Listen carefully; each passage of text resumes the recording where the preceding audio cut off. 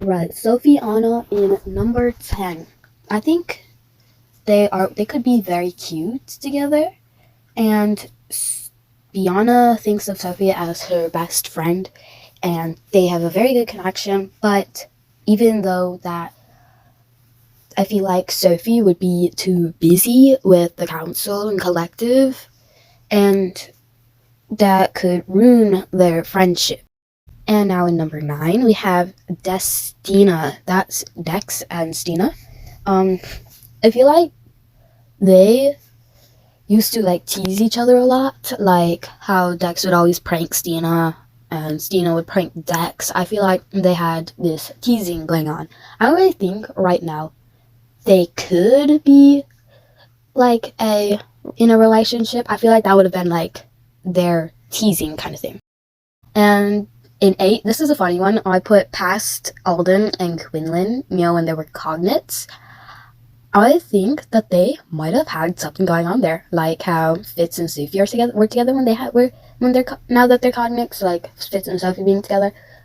I think Alden and Quinlin, they could have been together. Like that's like a theory, Alden and Quinlin, haha. Alrighty, now number 7, future Lily. I know a lot of people say Lily. I think they could be very cute.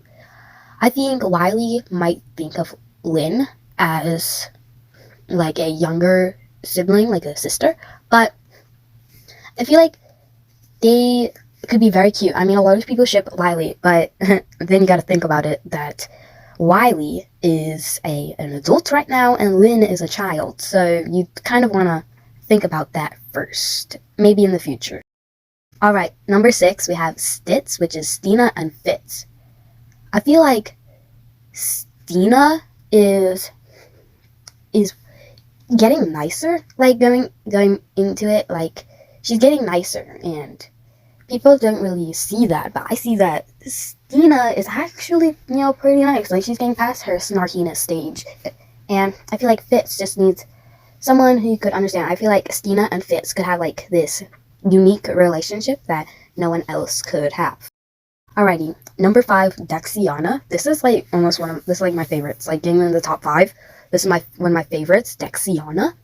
Dex is like getting more Keith-like, he's getting this prankness, but like he's still sensitive. He still has that sensitive side in him, and you see like when he's going into the cave in Legacy, and then Biana grabs his hand, and it's almost like they're blushing, and it's a very Dexiana point, and I feel like they could be growing into a relationship. Alrighty, now number 4, Chandelitz. This is kind of my joke, it's like a chandelier and Fitz. I love fan fictions of Chandelitz because they're so funny, but still, Fitz being single, like that's what Chandelitz means for me. Fitz being single, like I feel like he could totally just rock being single. Like I feel like he needs to be alone for a little bit with his anger,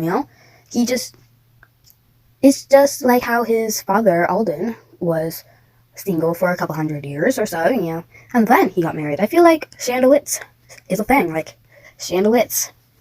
Tell me what you think about Chandelitz in the comments. Alright, number 3, Marellinh. Oh my gosh, Marellinh. Marellinh. Like, fire and water. I mean, y'all gotta agree with me. Marellinh could be happening right now in secret. Like, Marella and Lynn are always training together, and like when they visit Sophie, it's like Marella just understands Lynn and Lynn understands Marella. It's just like they just have this relationship no one else has. I mean, they're always hanging out and they're always training together, and you could totally write like something about like what's going on in their training sessions, like fan fiction about how Marella and Lynn are just having the secret relationship. I feel like this could totally be happening. Alright, number 2, Cam. Oh my gosh, like Cam. Keith and Tam. Okay, I mean, some of you might laugh at this. Might laugh at Keith and Tam, but it's almost like my number 1, but it is almost my number 1 because it's like so amazing. Their personalities are so the same. Like I feel like they have this understanding of each other, and that they're teasing each other a lot, you know, just to like hide that they might like each other. But I don't think it would ever actually happen, which is why it has to be number 2.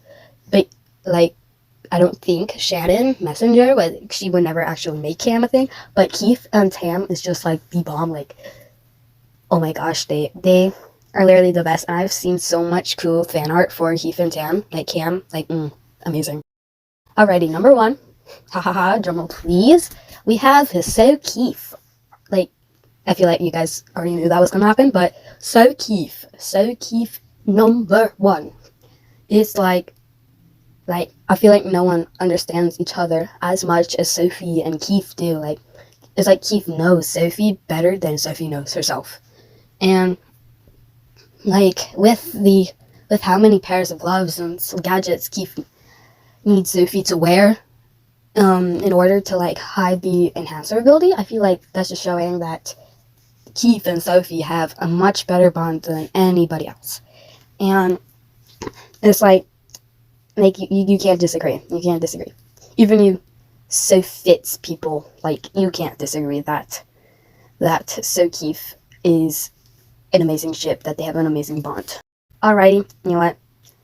I'm just throwing it out there, like Tam, the best. Like, Tam is the best. Like y'all disagree, but whatever. You know, Tam. I mean Keith, but like Tam. Oh, okay, enough me being silly. Please tell me what your guys' top ships are in the comments. Please and thank you. Please subscribe, because if you made it to the end of the video, like, and you haven't subscribed, I mean, oh no.